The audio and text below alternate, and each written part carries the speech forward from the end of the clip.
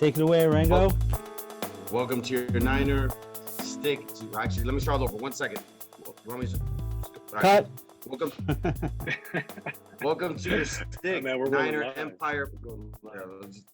Ready?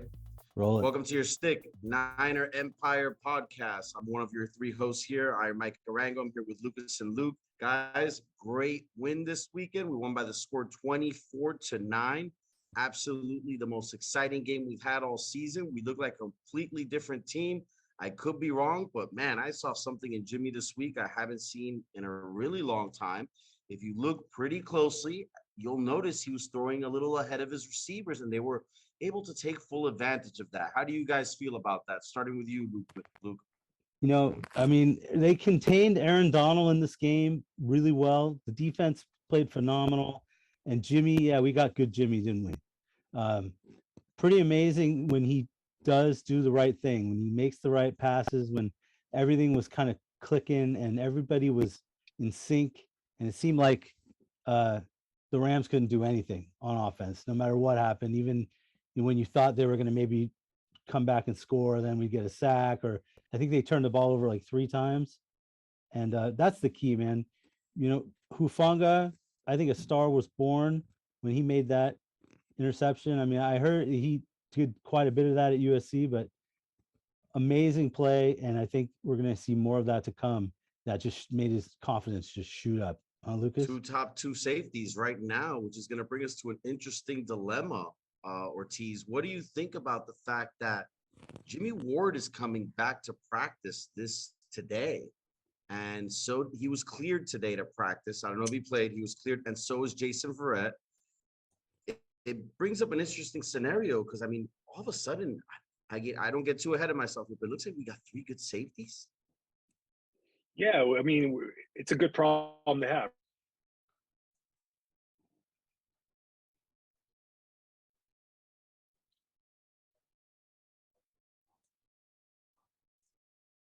Gibson has played his butt off. He's come in. I think what is he? He was signed about a week before the. He's got the best rating in the entire league. I don't know if Gibson does or Hufonga does. Gibson does. Hufonga's like number 2 now. That's insane. I knew Hufonga was number 2. I'll tell you the numbers right now. So high. That so he's playing well. Crazy. He's not the player that Jimmy Ward is. I think Jimmy Ward is a captain. The reason he's a captain is because of how dependable he's been as a player for the last 8 years. The guy can line up at any position in the defensive backfield and cover Cooper Kupp. He can cover your number 1, your number 2 wide receiver. He can blitz. He can be your single back safety. I mean, this guy does it all. There's not a position in the backfield that this guy can't play, and he's so smart. He may not make all the highlight plays and get a lot of attention that guys like Hufonga are getting and Fred Warner, but he's just been really dependable. Like he's going to come in, he's going to make our team better, despite the excellent play that Gibson has shown us from the first 4 games. 0.8. That's what he's giving up as a rating. That's insane. Yeah, I don't know. And I'll take it. And he's going to probably still get playing time, even though Ward's going to come back. I think he's going to find a reason to get on the field, whether it's nickelback or, although Diamador Lenore has looked phenomenal as the nickelback. Yeah.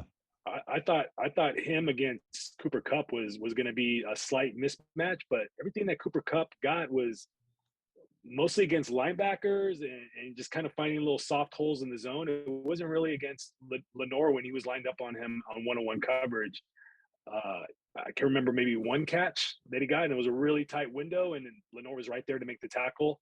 Another good problem to have. Yeah, exactly. So,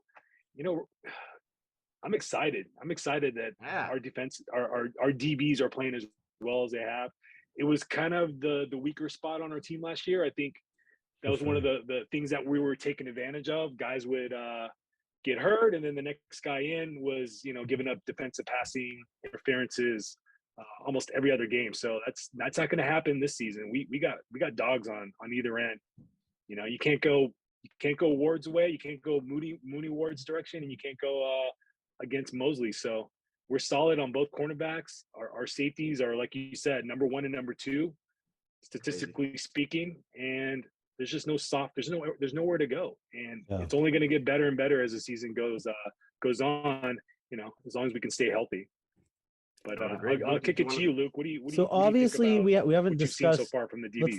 Well, the DBs, obviously the defense is clicking and they're in sync, but I wanted to talk a little bit about offense because we haven't mentioned Debo.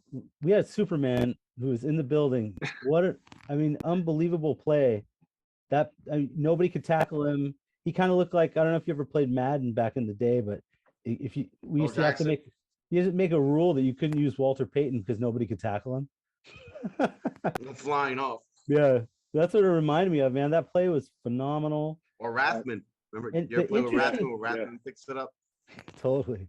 The interesting thing Rathman was about the same story. the offense in that game is that we expected them to run a lot, and they didn't.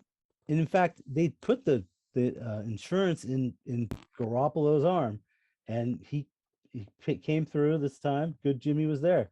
But it's interesting because you would have thought they would have ran way more in this game. Of course, there were a couple of really nice runs. Wilson had a nice burst of speed. I really thought they were going to start running the ball, and I think they duked the Rams by just not running. What do you guys think? So I totally agree with you. I think we used the passing game as our running game in the first quarter, especially. I mean, it was a lot of quick pass, get the ball to Debo, bubble screens and quick hitters, quick slants, and it worked. We used the quick passing game as our running game to kind of open things up. Yeah. And then we did hit that big run with Jeff Wilson on it was just a perfectly timed blocked play where he was just, he hit the line running with the full steam of speed, and nobody touched him. I don't think a defender came within a couple feet of him on that touchdown run. And then after they had to worry about him after that, but then they didn't do much after that. Right. It's kind of strange. It's something about the Rams. I feel like Kyle Shanahan saves his best play calling for the Rams.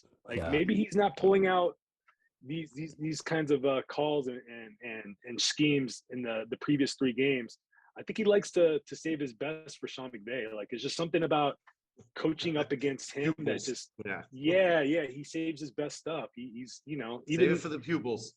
Show them who's in charge. Yeah. Even the runs that look like simple runs, they weren't. They were faking a handoff one way and handing it off the other way. So there was these little subtle things that he was thrown into the run plays that we hadn't seen before. And I'm really glad he started using Debo as more of a distraction. He would line him up in the backfield, take the pitch, throw a quick screen the other way. And there was actually one play that probably would have been a touchdown. It was a quick screen that was batted down by Jalen Ramsey.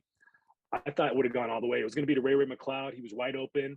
There was 2 offensive linemen out in front of him and maybe 1 defender to make the tackle. I mean, that would have gone all the way if it weren't for a spectacular play by Jalen Ramsey to knock it down. But I saw a lot of that from Kyle. I thought his play calling was much better, more artistic. There was a lot more emphasis on, big play action and getting Debo the ball. Although I still want to see George Kittle a little more involved in the pass game. I love what they did with Debo this game. Well, Jeff Wilson Jr. finished with 18 carries for 74 yards. He averaged 4.1 yards a carry. Efficient. And but I like that they kind of just stuck with him. It seems like there's some guys doing some things right now that are helping the team because Mitchell's out. And you saw Marlon Mack making some plays on special teams. You guys are just out there playing, man. That guy is a veteran who they signed just to kind of help mitigate the loss of Mitchell, right? But with Jeff Wilson Jr., that big run after that, not a whole lot. But then Debo, unbelievable. The offense is on fire right now. And it only helps that the defense is too. So we'll hope that they keep it up and that good Jimmy sticks around. Right. Yeah, well, we were all over Jimmy last week, and we're ready to deservingly so to cut him loose. Deservingly so. I warned you guys. I was like, we've seen this show before. It's going to play out much differently as he gets more practice time, as he gets better acquainted with his teammates again. We're going to see a better performance out of him this week against Rams because, I mean, as bad as he played, like, there's just no way he can repeat that awful performance last week. Yeah. And he That was proved awful. he's an adequate quarterback. If we get this Jimmy for the rest of the season, we're going to win a lot of games. Our defense is going to be good. Our defense will be good enough to win most games with this type of performance from our quarterback.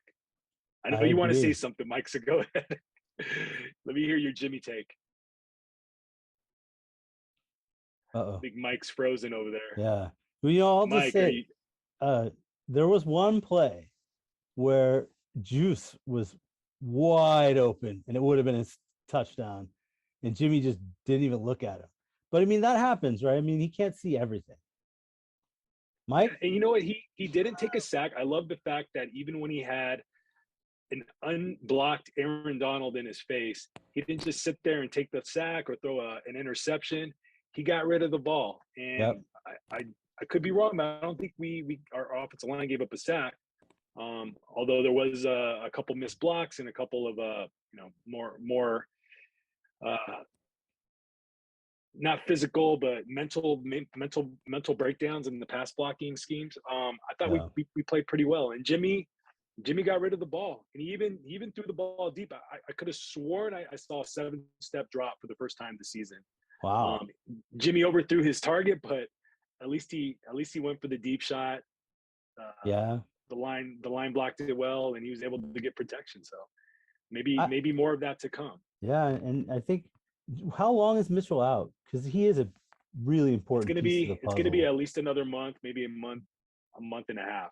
Like, it's a pretty serious MCL sprain. That's too And bad. speaking of MCL sprains, I think we lost Colt McKivitz for the similar time frame. The report on Tuesday was that he also sprained his MCL, and it's looking to be 6 to 8 weeks. So we're gonna be going into Carolina with a third string Jalen Moore offensive tackle, and he's played well in the past. I feel like that's probably the best position for him is left tackle. Yeah, that's the position he's had the most experience with, but we'll see. We had McGlinchey sighting. He was out there playing. Yeah, he played all right. He played not bad. All right. I think I heard his name in a negative. Yeah, I didn't hear his name for any negative reasons. No, there wasn't any glaring holds or missed blocks. So kudos to McGlinchey and the offensive line coach for getting those guys ready to go against Aaron Donald. So we lost Mike Arango. Hopefully he'll be back. This is the Stick Niner Empire podcast. I'm Lucas McLaughlin here with Lucas Ortiz, and Mike Arango he looked like a stuffed dog in the corner of the room, but he's on assignment right now. He'll be back. But anyways, so other than that, the trenches look pretty good. I mean, we might as well go down in the trenches with Lucas Ortiz. It was a reversal of play, right? They were terrible last week. Yeah. Lots of penalties and missed blocks. Couldn't really get too much on the ground except for a couple decent runs. And this week looked a lot different. Although they weren't really asked to run as much. I think this was one of the games that we won the way that we did. I think it was a +10. We won by 11 or 10 points. What was that? What was the final score? It was 24-9. Yeah, so it was like the first time we'd won with that big of a margin, running so little running plays. So it was kind of nice that we actually passed the ball. We opened it up, softened up their defense. And in order to do that, you got to have pass protection. And I thought they played pretty in sync, despite not having Trent Williams back there. And we still got those young guys in the middle. Jake Brendel, Aaron Banks played really well. Yeah. I think he's just getting better and better as the season goes along. I mean, I was worried that he was going to be the starting left guard and he just wasn't going to look good. He was going to be stiff. He was going to be slow. But, he's kind of a get in the way type blocker, and so far it's working. Like, I haven't noticed any big pass protection breakdowns. Seems to know what he's doing out there. He's a smart guy, went to Notre Dame, and, I think he's just going to get better and better as the season goes on. Same thing with Burford. He did have a lapse in judgment. I think he didn't want to let Aaron Donald have a path to the quarterback, but he seemed to leave him. He seemed to go towards the wrong direction. Aaron Donald, fortunately for us, didn't get to the quarterback. He was able to get rid of the ball, but They did a great job of just containing him because you didn't hear his yeah, name that much, you know. I mean, a I little think bit. they took but him out for a little bit. They put in Daniel Brunskill, who That's when the big play made his happened. first. Yeah, he made his first game this year. We had a Daniel Brunskill sighting. Yep. He played well, and then Burford came back That's in. who I So was I don't thinking know. of. No, Brunskill. Brunskill, yeah. So Yeah. I don't know if they were rotating him in, or is it they just wanted to pull him out, coach him up, and then put him back in after that mental breakdown. So we'll see who's the starting right guard next week. I still think it's going to be Burford, but it's nice to have Brunskill back and be a really solid backup for not just the guard position, but for the center position. So when I you think look if at anyone goes down there, he's going to be the guy to step up. when you look at a situation like that, and you've got Williams obviously out and so important, and then now McKivitz is out, is it early enough in the season to where they might actually go sign someone else just to have a little more backup?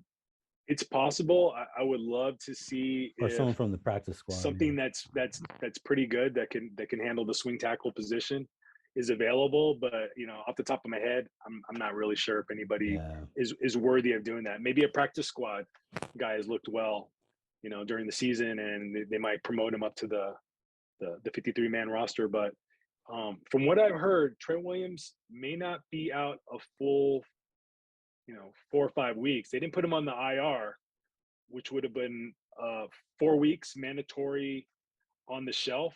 They kept him off the IR, so that tells me maybe they think he'll be back before 4 weeks. So nice. Maybe not this game, but the Falcons or the Chiefs, he'll be ready to suit up again.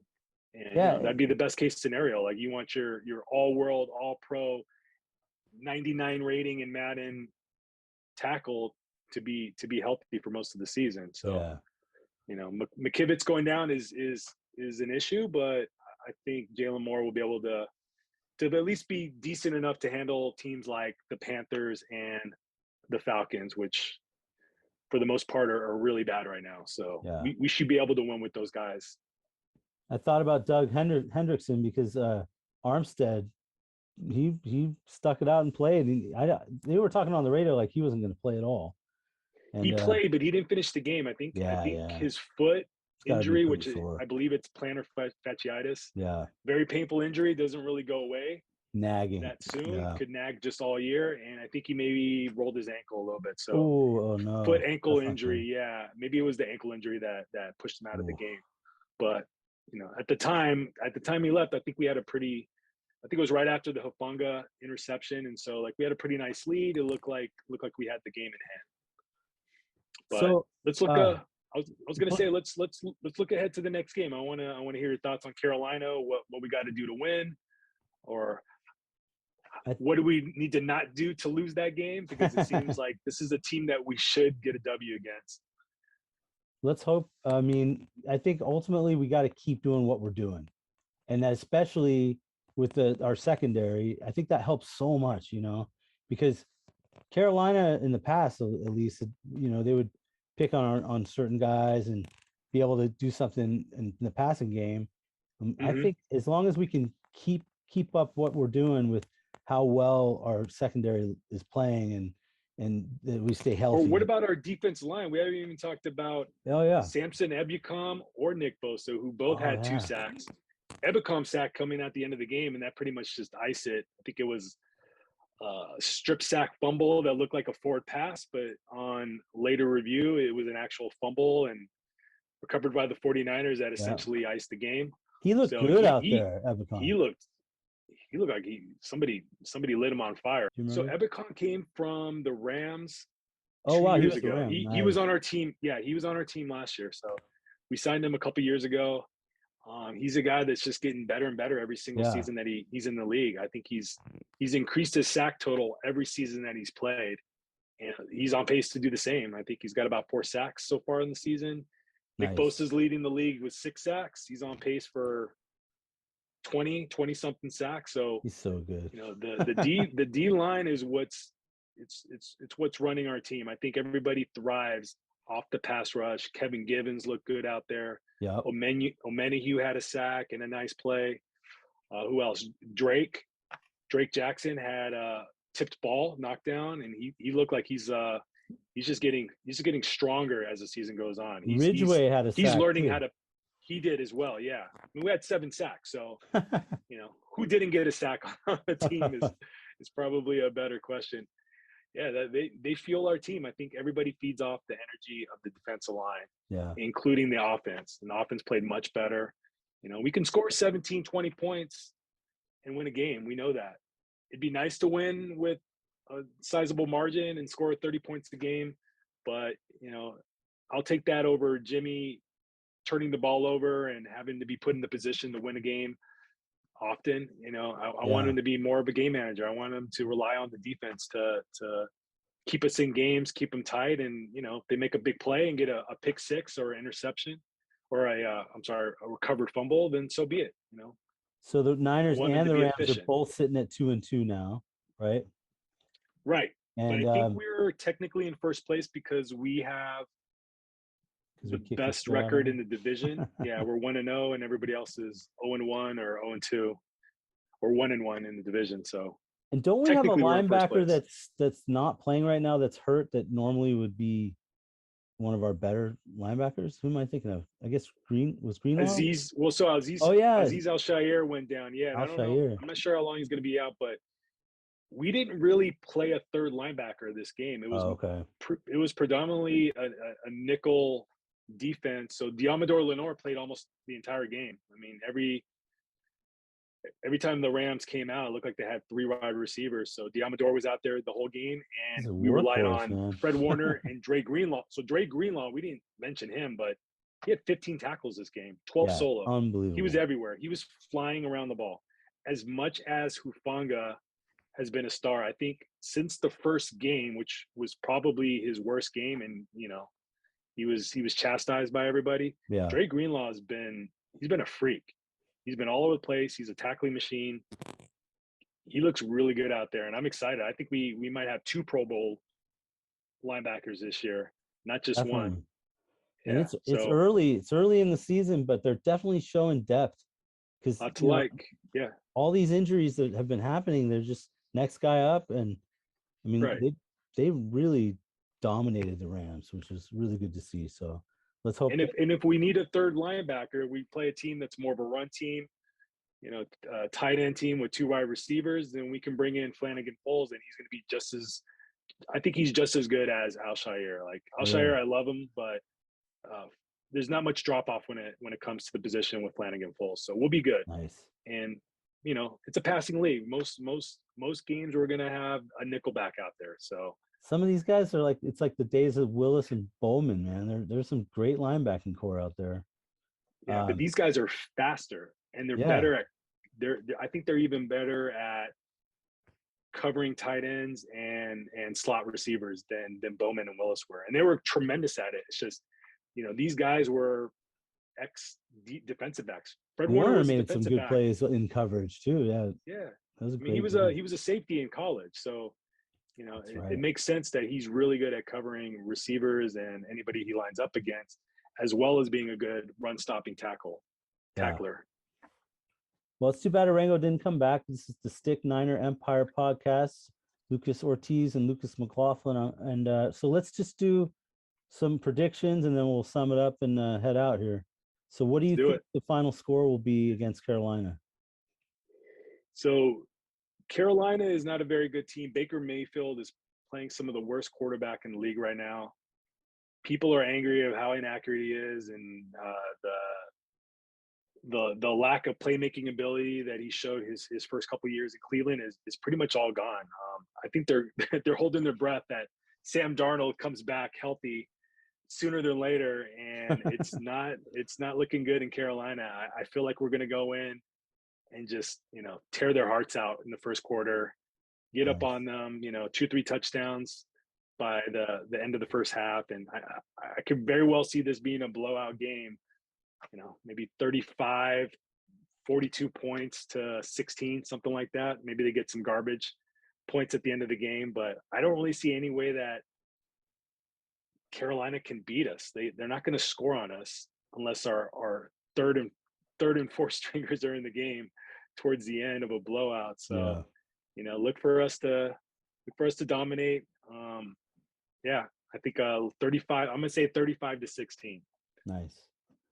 I'm gonna say Debo that. has another big game, and this time George Kittle gets his feet in and scores that touchdown in the back of the end zone. Yeah, I'd like to see a big game from Kittle. Yeah, just I we thought all he had know. it. I thought he had it. Ah, First sight, it looked like a touchdown, but yeah, he damn didn't get that replay. second foot. He didn't get that second foot in the back of the end zone. So Yeah, that was probably Jimmy's best throw of the season, by the way. pretty That was an phenomenal. amazing Yeah, it was throw. an That was a amazing perfect throw. It should have been a touchdown. Yeah. But let's get back to Carolina. How do you see it going down? So I'm gonna say that Bosa gets 5 sacks, so we end up with Okay. 8 sacks in the game total. Yeah. And I'm gonna say that they're gonna score 6 points, 2 field goals, and the Niners will score 48. 48-6. Niners dominant win. Even when all the starters are out, we'll still be scoring touchdowns.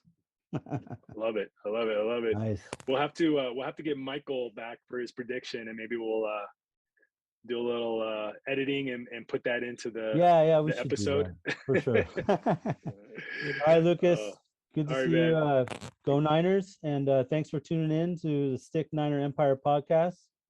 Luke McLaughlin and Lucas Ortiz signing off. So See you thanks for later. joining Go us. Niners. All right, go Niners.